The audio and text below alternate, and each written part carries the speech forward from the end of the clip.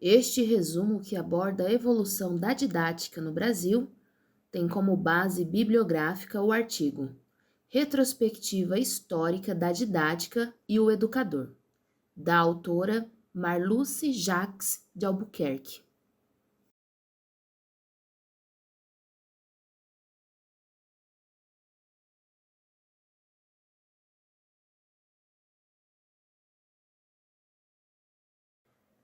A didática evoluiu de acordo com o contexto histórico da civilização, sendo o reflexo das emergentes necessidades sociais e econômicas de cada período. No século XVII, Comênios, educador e cientista, escreveu sobre Didática Magna. O foco era na universalização do ensino, mas este formato ainda estava ligado à teologia. A burguesia utilizou das estratégias didática-metodológicas dessa proposta. Entretanto, adaptou os seus interesses, ou seja, para ter o domínio econômico, político e social.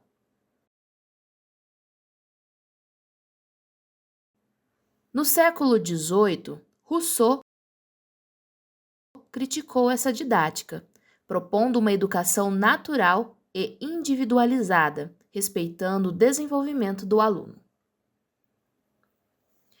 Para Rousseau, a educação nos deve dar tudo o que não temos ao nascer e de que necessitamos quando adultos, nunca ultrapassando ou antecipando o desenvolvimento natural do homem.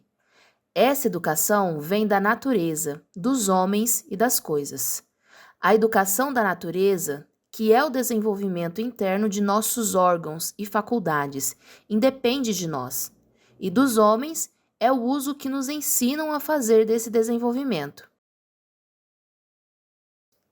E a nossa própria experiência sobre os objetos que nos afetam é a educação das coisas. Daí os seguintes princípios didáticos: respeitar o desenvolvimento natural dos indivíduos, controlar as influências dos homens, interferindo o mínimo possível, não impor conteúdos, mas arranjar situações em que o aluno tenha a possibilidade de descobrir por conta própria. No século XIX, com a consolidação do capitalismo industrial, a pedagogia científica de Herbart,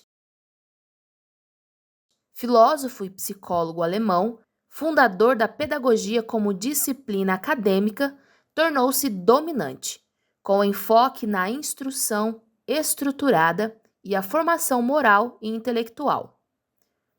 No final do século XIX, a democratização do ensino gerou tensão entre a burguesia e as classes populares.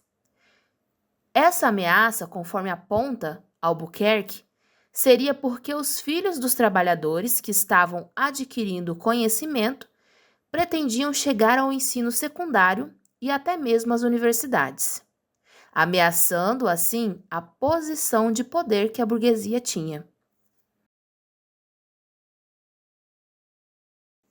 E, nesse contexto, surgiu a Escola Nova, liderada por Dewey, que tentava ser científica, adotando o procedimento do laboratório, atividade, problema, dados, hipóteses e experimentação, usando assim o método de pesquisa como método didático. Porém, esse movimento desestruturou o ensino, pois o foco da educação, do processo crítico e reflexivo, voltou-se para uma abordagem tecnicista e instrumental. No período colonial, os jesuítas utilizaram um ensino rígido e religioso. Seus métodos tinham como base a memorização.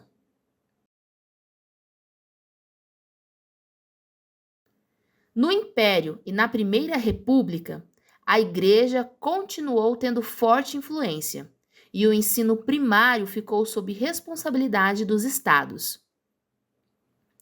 O ensino, grande parte elitizado, atendia majoritariamente as populações urbanas, enquanto a população da área rural tinha acesso limitado e precário.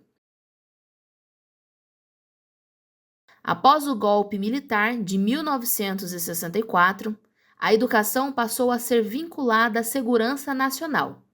O modelo político-econômico reforça o controle, a repressão e o autoritarismo.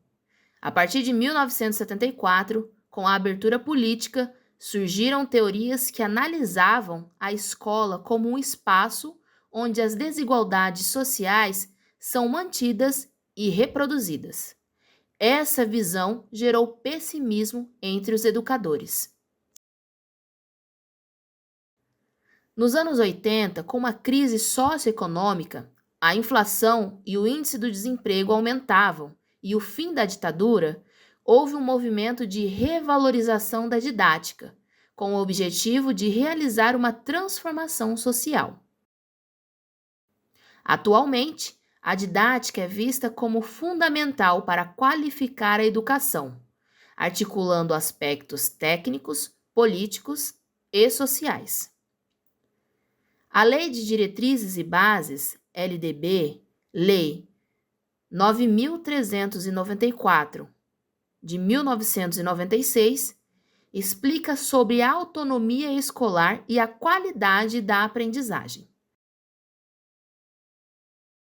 De acordo com os pressupostos de uma pedagogia transformadora, é o de trabalhar no sentido de ir além dos métodos e técnicas, procurando associar escola e sociedade, teoria e prática, conteúdo e forma, técnico e político, ensino e pesquisa e professor e aluno. Referências: